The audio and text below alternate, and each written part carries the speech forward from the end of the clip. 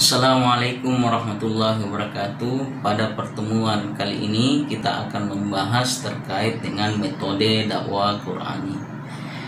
Kata metode di dalam bahasa Arab biasa diistilahkan dengan kata thariqah atau sabil. Dalam bahasa Inggris biasa kita kenal dengan kata way of life, cara atau jalan hidup. Metode dalam dakwah sangat penting, ya. At-thariqatu ahammu minal maddah, bahwa metode itu lebih penting daripada materi dakwah itu sendiri. Karena materi dakwah yang biasa ketika dikemas dengan baik maka akan menghasilkan efek atau dampak dakwah yang sangat luar biasa. Oleh karena itu pada kesempatan kali ini kita kembali membahas terkait dengan metode dakwah. Ada 3 metode dakwah yang perlu kita ketahui dalam Al-Quran, dalam surah An-Nahl ayat 125 yang berbunyi Bismillahirrahmanirrahim. Ud'u ila sabili rabbika bil hikmah wal mau'izatil hasanah wajadilhum billati hiya ahsan inna rabbaka huwa a'lamu man dhalla an sabili wa huwa a'lamu bil muhtadin. Ud'u ila sabili rabbika bil hikmah, ajaklah ke jalan Tuhanmu dengan cara hikmah, wal mau'izatil hasanah, dengan cara berdiskusi yang baik, wajadilhum billati hiya ahsan, dengan cara berdebat dengan cara yang paling baik atau yang terbaik. Di sini ada 3 metode dakwah yang dalam surah An-Nahl ayat 125. Yang pertama al-hikmah. Kata al-hikmah menurut Imam Al-Maraghi bahwa hikmah adalah perkataan yang tegas dan tepat, dibarengi dengan dalil-dalil baik itu Al-Quran maupun hadis. Menurut Ibnu Manzur, hikmah adalah ungkapan tentang pengetahuan tentang sesuatu yang paling utama melalui ilmu-ilmu yang utama. Di sini dari definisi al-hikmah kita bisa melihat, kita bisa memahami bahwa sesungguhnya hikmah itu adalah pengetahuan tentang kebijaksanaan, ilmu tentang sesuatu yang sangat luar biasa yang memberikan dampak yang luar biasa. Kita mengingat ketika bagaimana Nabi Musa berguru kepada Nabi Khidir tentang sesuatu. Nabi Musa kemudian bertanya kepada Nabi Khidir, apa yang engkau lakukan? Nabi Khidir hanya berkata, tenang, diam saja, lihat saja apa yang saya lakukan.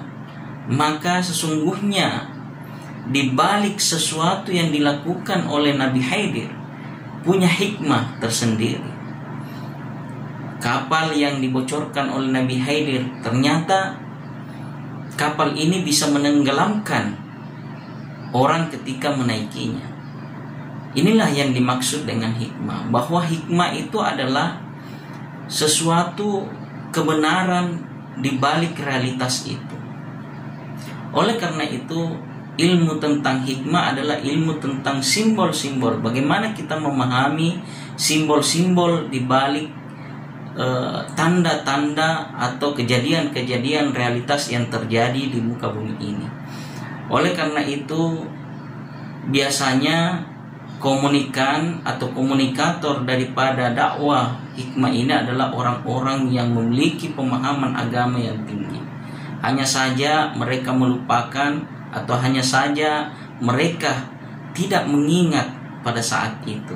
Oleh karena itu, pada strata sosial yang tinggi, pada dakwah kepada orang yang memiliki pengetahuan agama, maka kita seharusnya mendakwai dengan cara hikmah, sehingga tidak terjadi ketersinggungan antara satu orang dengan orang lain. Kemudian yang kedua, metode dakwah mau'izah hasanah. Apa yang dimaksud dengan mau'izah hasanah? Mau'izah adalah nasihat, peringatan tentang akibat dari suatu perbuatan. Ya. Jadi mau'izah itu sebenarnya adalah berdiskusi, ya, tentang sesuatu yang kita lakukan, ya, baik itu terkait dengan kisah-kisah orang-orang sebelumnya, ya, tentang akhirat, berdiskusi tentang bagaimana penghuni surga atau janji dan ancaman yang ada di dalam Al-Quran. Mau'izah hasanah adalah komunikannya dan komunikatornya adalah orang-orang yang memiliki level keilmuan middle atau pertengahan, orang-orang yang masih dalam proses menuntut pengetahuan. Oleh karena itu biasa di dalam kelas kita melakukan yang namanya berdiskusi. Berdiskusi untuk apa? Untuk mencari jalan keluar atau untuk mencari solusi.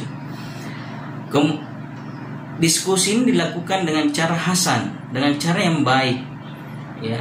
Karena biasanya diskusi ini adalah sesama orang yang kita kenal, ya, sesama kelompok kita, sesama organisasi kita, atau dalam sebuah organisasi atau instansi. Kemudian selanjutnya, metode yang ketiga adalah wajadilhum billati hiya ahsan. Berdebat dengan cara yang paling terbaik. Kenapa berdebat harus dengan cara billati hiya ahsan, bukan hanya hasan?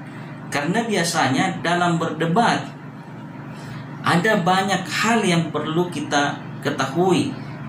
Perlunya menghargai pendapat orang lain, menjaga ketersinggungan orang lain, sehingga kita diperintahkan dalam berdebat, baik itu berdebat antar umat beragama, berdebat antar perbedaan mazhab atau keyakinan, maka kita tetap menjaga nilai-nilai nilai-nilai kesopanan, etika dalam berkomunikasi atau etika dalam berdebat.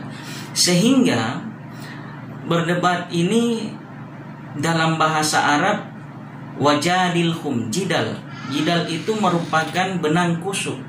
Sehingga ketika kita berdebat, maka benang yang kusut itu bisa lurus, bisa mendapatkan jalan keluar dan solusi terhadap permasalahan yang kemudian dihadapi. Biasanya dalam debat ada istilah kalah atau menang, sehingga pada saat kita melakukan debat, maka kita harus memiliki pengetahuan, ilmu yang sangat luas, wawasan yang sangat luas, sehingga kita mampu untuk mengubah pendapat dan keyakinan orang lain. Saya kira itu ada 3 metode dakwah yang perlu diketahui di dalam surah An-Nahl ayat 125. Demikian, wassalamualaikum warahmatullahi wabarakatuh.